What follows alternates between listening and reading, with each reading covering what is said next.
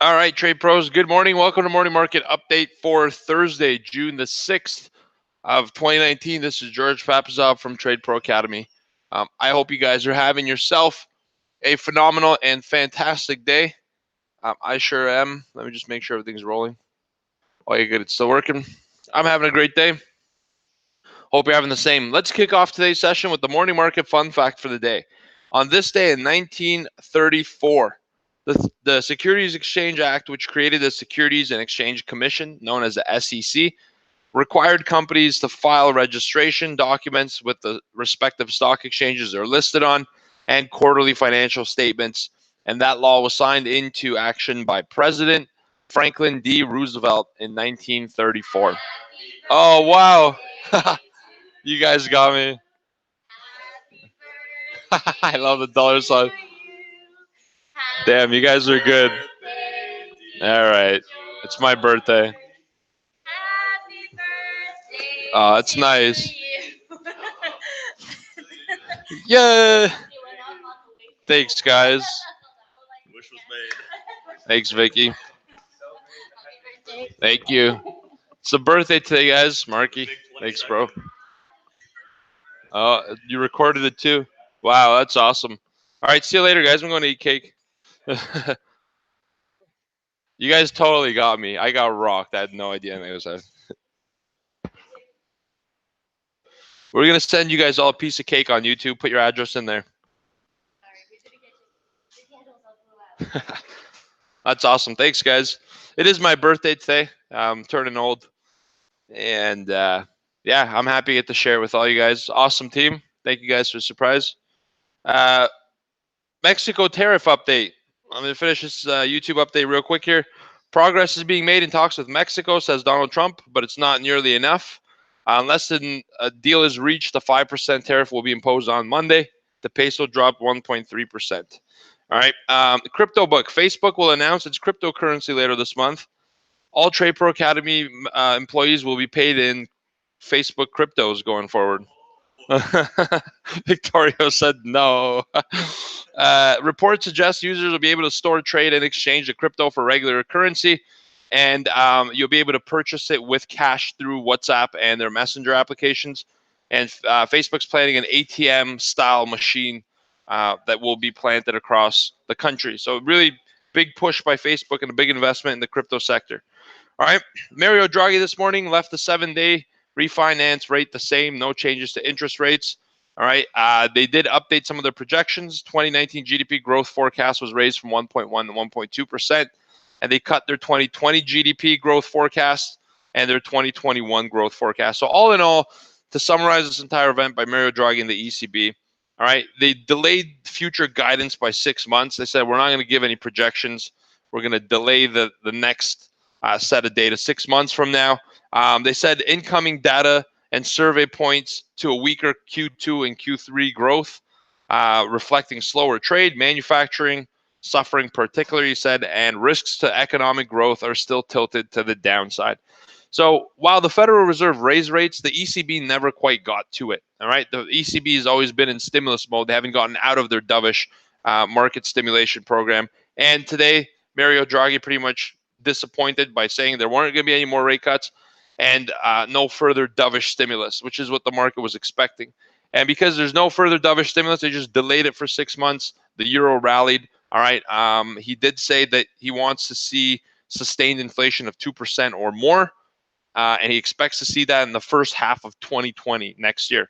So they pushed forward their actions for 6 months, and that's a dovish action. All right. In today's markets, everything is awesome. Just kidding. In Asia, Japan's flat. Hong Kong's up 0.3. China's down 1.2%. India's down 1.4%. Europe at midday, London's up 0.7%. Paris up 0.7%. Frankfurt's up 0.8%. And the U.S. Dow's up 0.3%. S&P's up 0.4%. Nasdaq's up 0.4% as well. And crude oil flat for the day so far. Gold is flat. Bitcoin's down 1.1%. The big news of the day was obviously the euro, the ECB, European Central Bank, and also we had initial jobless claims in the United States. It came out at 218,000 versus 215 expected. Continuing claims at 1.68 million versus 1.66. So we had slightly higher jobless claims than the expectation. And at the same time, these are very low numbers. All right, it's within reach of the multi-decade low for the unemployment. Prior initial claims were revised higher from 215 to 218, and prior continuing claims were revised a little bit higher as well. So, it's neither a hit or a miss report. It's just there. It just is.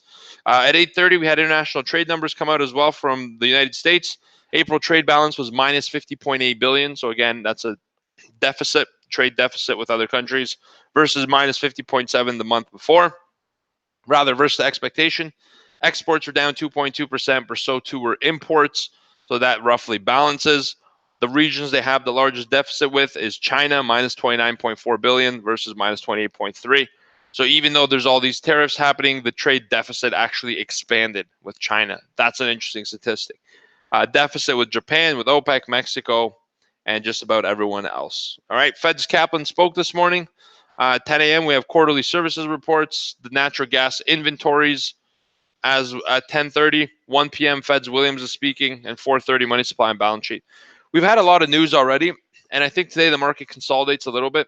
I'm not sure we get a massive move in today's market. I think that the news was good enough to hold ground of where we're at.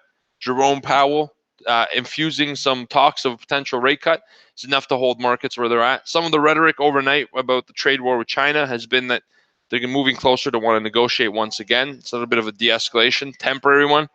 And so I think there's enough to hold the market where it's at the moment. All right. Unless there's some kind of news bomb or tape bomb, as they call it, it comes out. Expect a slower Ranger day today. All right. And in fact, tomorrow's non-farm payrolls in the morning.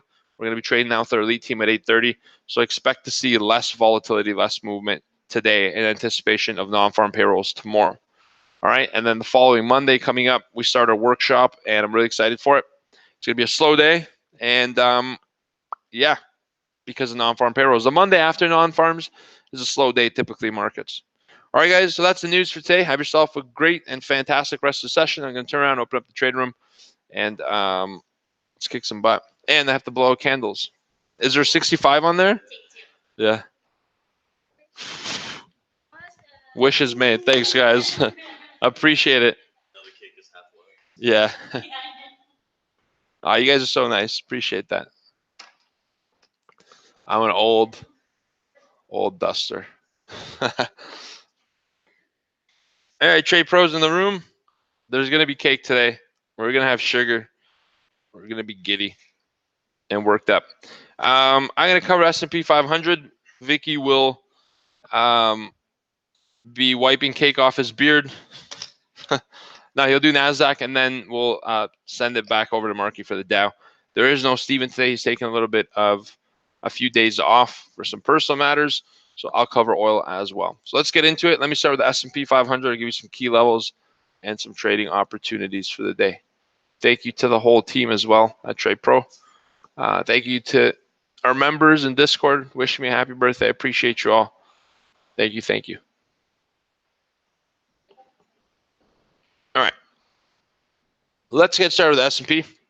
Without further ado, let's queue up some trades for today.